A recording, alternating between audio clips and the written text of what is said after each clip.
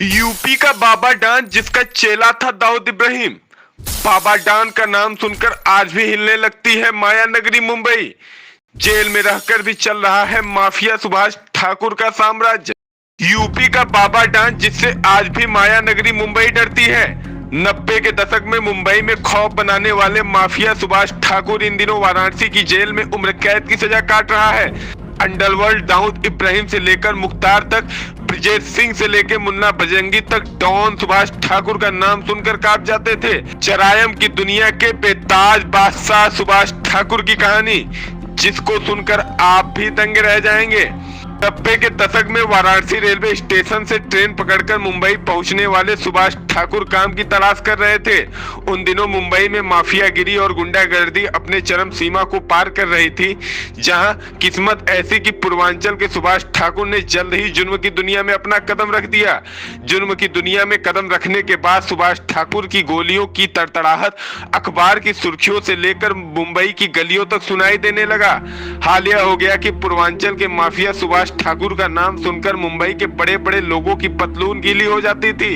एक तरफ जहां मुंबई के बिल्डर और कारोबारी बाबा को हफ्ता देते थे, तो वहीं दूसरी ओर सुभाष ठाकुर अंडरवर्ल्ड में अपना सिक्का जमा रहे थे। अपराध की दुनिया के बेताज बादशाह बन चुके सुभाष ठाकुर के दरबार में एक दिन दाऊद इब्राहिम पहुंचता है। अपराध की काली दुनिया में एंट्री करने वाले दाऊद इब्राहिम को गुरु की तलाश थी। सुभाष ठाकुर ने दाऊद इब्राहिम को जरायम की दुनिया का पाठ पढ़ाया। वहीं दाऊद इब्राहिम भी सुभाष ठाकुर को गुरु मानकर जुर्म करने का तरीका सीखा।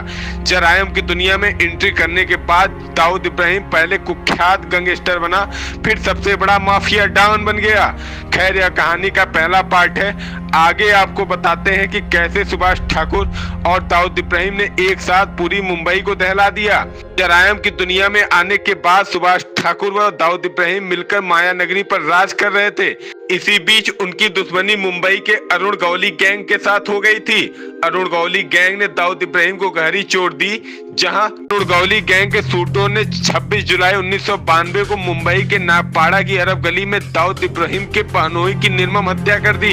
इस हत्याकांड में पहली बार AK-47 राइफल और 9mm पिस्टल का इस्तेमाल किया गया था।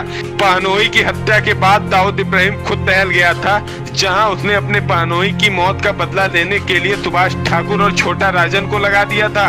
इस दोनों की टीम ने 12 सितंबर 1992 को मुंबई के JJ अस्पताल में गौली गैंग के शूटर शैलेश की निर्मम हत्या कर दी थी।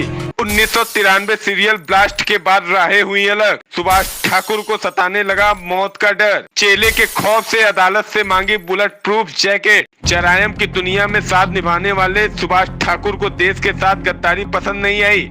1993 में मुंबई में हुए सीरियल बम ब्लास्ट के बाद दाऊद इब्राहिम और सुभाष ठाकुर की राहें अलग अलग हो गईं। हाल यह हो गया कि सुभाष ठाकुर को अपने ही चेला दाऊद इब्राहिम से मौत का डर सताने लगा। साल 2000 में JJ अस्पताल में हुए शूटआउट में सुभाष ठाकुर को अदालत ने आजीवन कारावास की सजा सुनाई, जिसके बाद सुभाष ठाकुर आज तक जेल में ही है। कई वर्षों से जेल में बंद होने के कारण सुभाष ठाकुर की बाल व दाढ़ी बढ़ गई, जिसकी वजह से इन्हें बाबा डान कहा जाने लगा।